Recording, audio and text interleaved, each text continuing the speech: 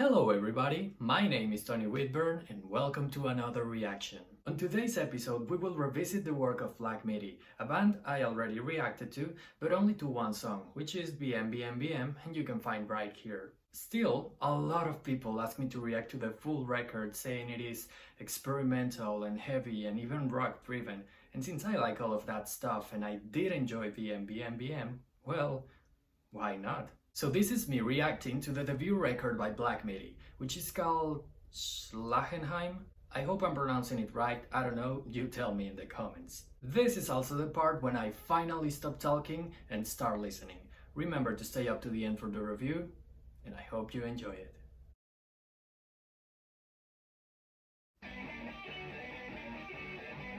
Alright, this is guitar driven already. And that's a great tone. Whoa! This heavily reminds me to the fall of Troy. Yeah, definitely a lot of math in it. Oh my god! Just listen to those drums! Man, some of the rudiments are so perfectly executed, they even sound out of tempo. All of you people who recommended me to listen to this as a full record were absolutely right. Is it me or that's some beautiful Spanish cadence?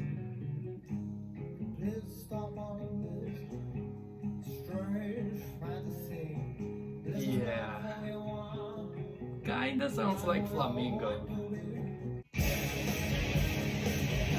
Alright, the lyrics are also interesting, but the instrumental definitely takes the cake for me. Those guitars sound like they are literally screaming.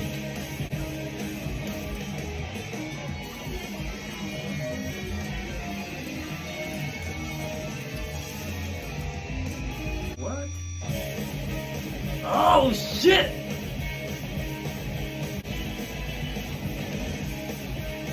Now I know they are at least playing in drop D. Did you hear those harmonics? God. Why is it the slower the tempo, the heavier those riffs?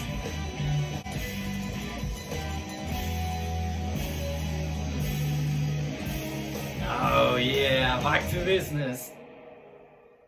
Alright, but I gotta tell, that was a freaking roller coaster. Didn't see any of it coming.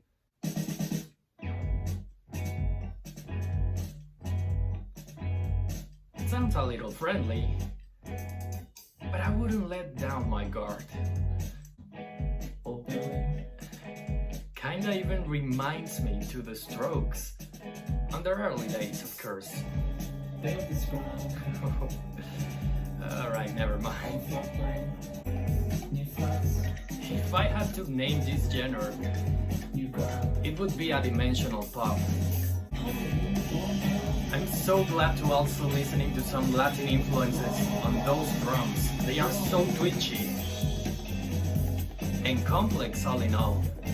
You really gotta have skills to play those songs.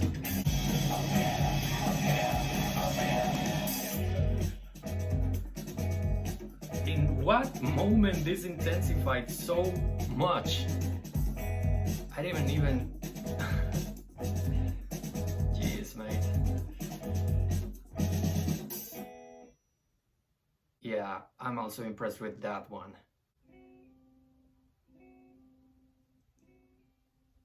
I seriously hope we'd be this quiet and melodic for the rest of the song. It may be sweet and it may be poor, and it may be back and it may be forward. Oh, actually, I think I'd rather this.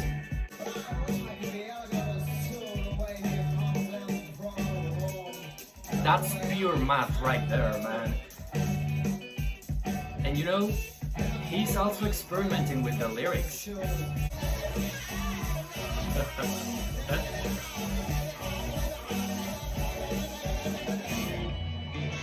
he's really throwing some lines just to have fun in the studio. Okay, they sound like a party that just derailed completely. I seriously don't know what these people is going to do next. I love it.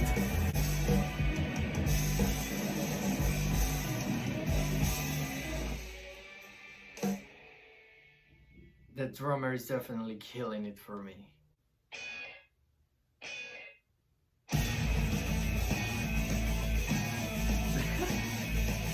Alright, the madness continues.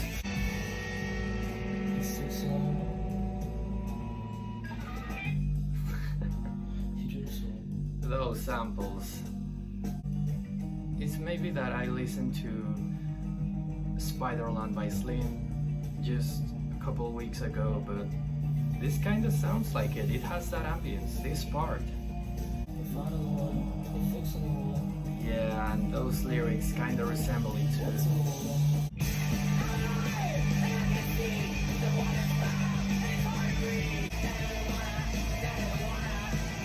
Alright, but these lyrics are much darker.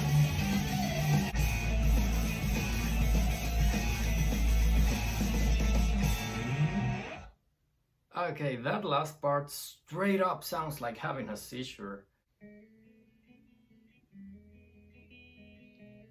Don't tell me there's also Midwestern emo on this record. That would be the cherry on the top. So far so soothing. And trust me when I tell you I appreciate this so much after the previous madness. I can't believe there's a song this beautiful in the middle of something we could consider a sonic storm. Never freaking mind, we're back to it. Then again, the drummer is just...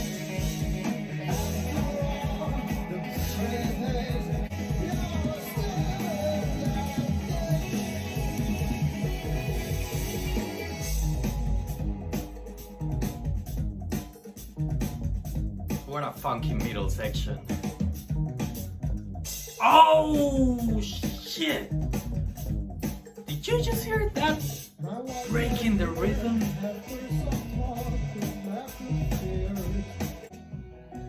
Seriously? Ladies and gentlemen, this is the first time we hear a banjo on the channel. And although the sound of it is very unexpected, it is soothing. Right here it is very soothing.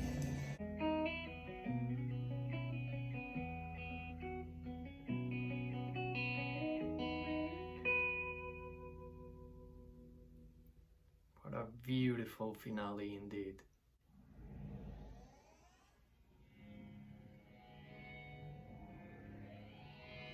What are they doing? It sounds like they are turning on a TV and then kind of strumming chords in the guitar, fading in and fading out. What a particular way of creating ambience.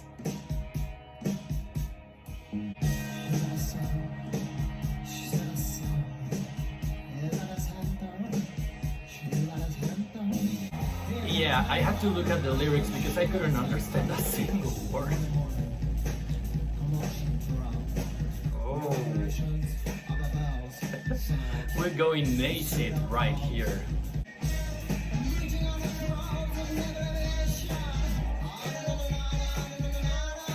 Now they are mixing even electronica elements on the record.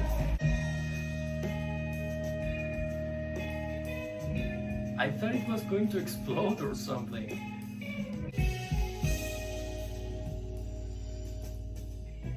Even though I cannot predict at all the direction this band is going to take, I'm very pleased with this open and beautiful instrumental sections they sometimes throw here and there.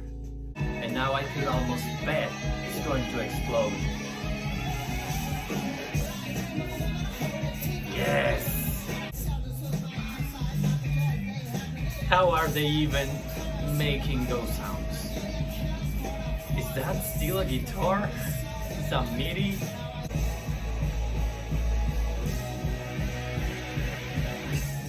Just loving the chords right there. Oh. At least this has a fade out. Yeah, I was enjoying it. Okay, it's building up to something and I think I know what it is. Yeah. In case you want to see my actual first reaction to this song specifically, you can follow this link. I really wonder if those screaming woman sounds are samples from old movies or something, because they sound like it, but I wouldn't be surprised if they asked a friend to scream for them a little.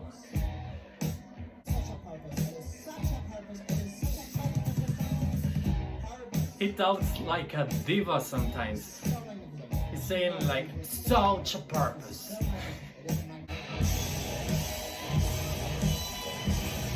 This is my favorite part.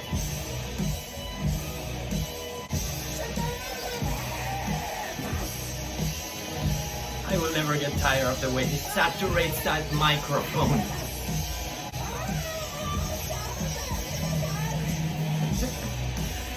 When Mariah Carey finally loses it, she will sound like this.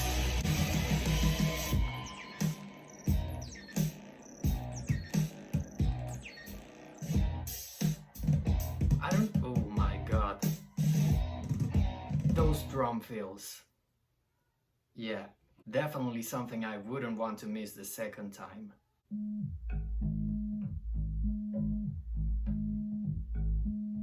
I think we're going full electronica right here. Also, those Radiohead influences.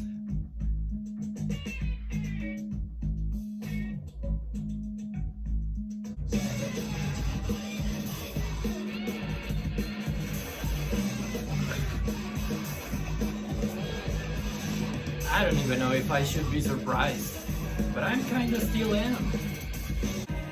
Now that I think about it, the cover is so fitting for this record.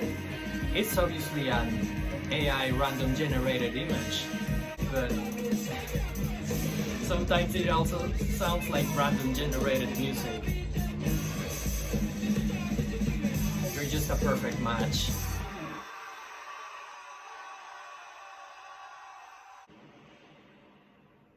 Yeah, and there's a transition here. This is exactly like being in a digital jungle. From now on, I will be like this all of the time.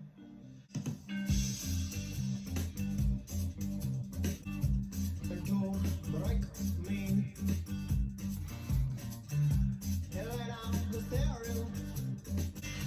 I know this band is London-based, but is the singer English? Because his pronunciation sounds...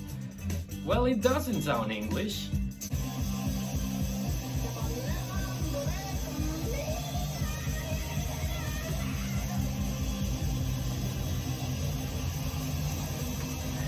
I think up to this point they are just experimenting. It's not me, they are lowering the track's volume. That was probably the weirdest bridge I've ever heard.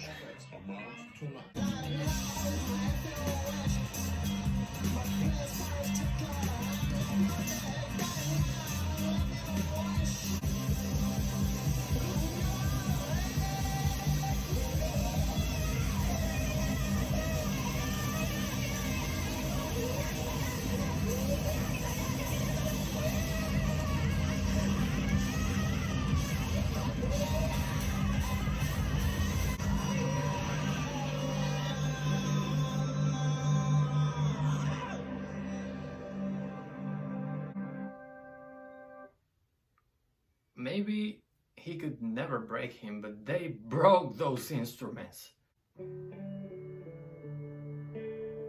Yeah. Yes, please. I need something beautiful to finish this record.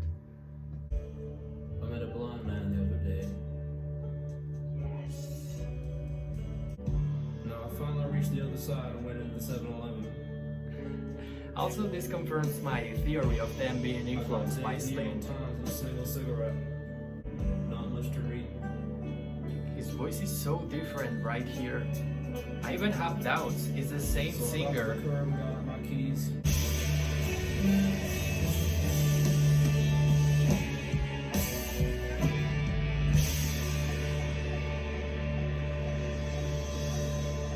So beautiful.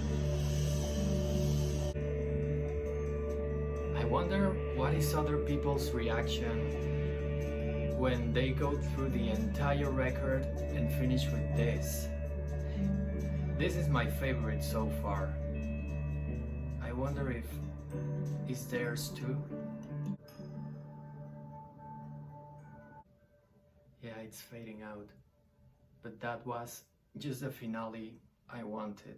And maybe I needed. After all that noise, all that experimentation, this was truly the breath of fresh air I needed, mate. Ladies and gentlemen, Schlagenheim by Midi.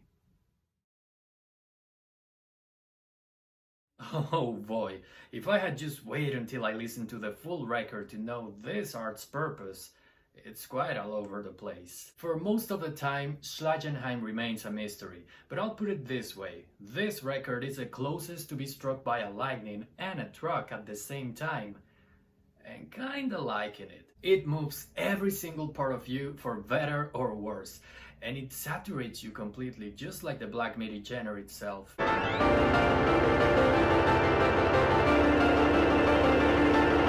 But the most important thing about Schlagenheim, this word is very curious to pronounce, is the cohesiveness of that chaos. It might sound senseless at times, but it's that apparent lack of sense that actually drives the record, because it's not senseless at all. It's just so freaking complex. I was particularly surprised with the math rock parts. They are beyond the league of some actual math rock bands in both complexity and execution. Those guitars, as heavy or soft as they go, are a joy to listen.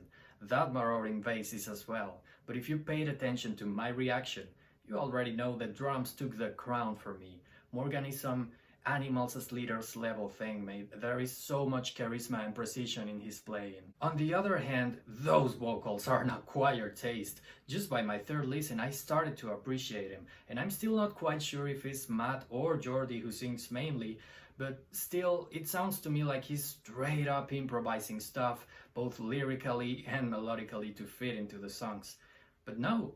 Later, I realized he's actually trying to tell a story. Not in all cases, but what I'm trying to say is that his lyrics do make sense. In a very unorthodox way, but they do. Of course, one could hardly concentrate on that when there's so much happening with the rest of the band all of the time. But all in all, and as experimental as Schlagenheim is, holy damn, this record makes you listen. It's all in your face, never lets you go. There is always something new happening, and it's full of subtle details. And I love it. It might not be the greatest record, even of its year of release, but I wish more records had this energy, and especially this spirit. In here, I hear people who's not afraid of doing things in their absolute terms, refreshing and resignifying that guitar sound that the world still craves to listen. They know we're not done with rock, that it's not dead, but nowadays it is on another realm, a much quieter yet noisier than ever. And if these are the things that await for us in that realm, I think we all should take a deep listen. And that was my reaction / review of Schlagenheim by Midi. If you like what you see, you can always subscribe, leave a comment, a like, or just stay up to this point, because that's how you can help me the most. My name is Tony Whitburn, and I'll see you in the next one.